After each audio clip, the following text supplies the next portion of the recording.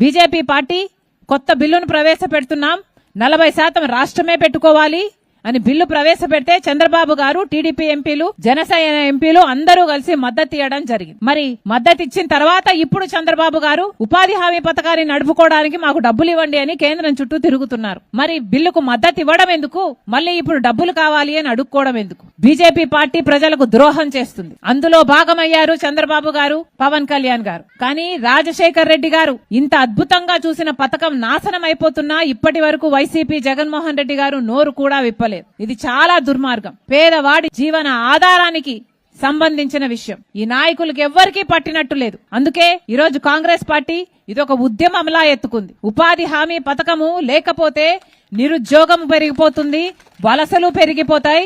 ఇలాంటి జిల్లాలో అయితే అసలు ఇక దేవుడే దిక్కు, ఆకలి చావులు కూడా చూడాల్సి వస్తుందో ఏమో. అందుకే మీ అందరూ కూడా తిరగబడాల్సిన అవసరం ఉంది. ఈ పథకం మాకొద్దు అని మీరు కూడా గొంతు విప్పాల్సిన అవసరం ఉంది.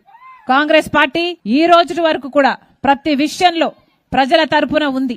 కాంగ్రెస్ పార్టీ అధికారంలోకి వస్తేనే మన రాష్ట్రానికి ప్రత్యేక హోదా వస్తుంది. బీజేపీ పార్టీ అధికారంలో ఉంది, 11 సంవత్సరాలైంది, మనకు ప్రత్యేక హోదా ఇవ్వలేదు. ఇప్పటికీ రాజధానికి కావాల్సిన నిధులు కాకుండా అప్పులిస్తున్నారు, పోలవరం ఎత్తు తగ్గిస్తున్నారు.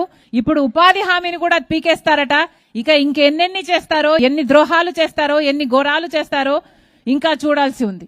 అందుకే చెప్తున్నాం, ప్రజలందరికీ కనువిప్పు కలగాలి. మళ్ళీ చెప్తున్నాం, మీ అందరూ కూడా గొంతు విప్పి మాకు కొత్త పథకం వద్దు, మాకు ఉపాధి హామీ పథకమే కావాలి అని మీ ఆఫీసర్లకు, మీ గ్రామ పంచాయతీలకు, మీ నాయకులకు మీరు చెప్పాల్సిన అవసరం ఉంది. కాంగ్రెస్ పార్టీ మీకు మాటిస్తుంది. ఈ పోరాటంలో మేము మీ పక్షాన ఉన్నాం, మీ వెనకాల ఉన్నాం. మీరు ముందుండి నడవండి, మీ వెనకాల మేమందరం కూడా నడుస్తాం. ఉపాధి హామీని నిలబెట్టుకునే దిశగా మనందరము చేయి కలిపి పనిచేద్దాం.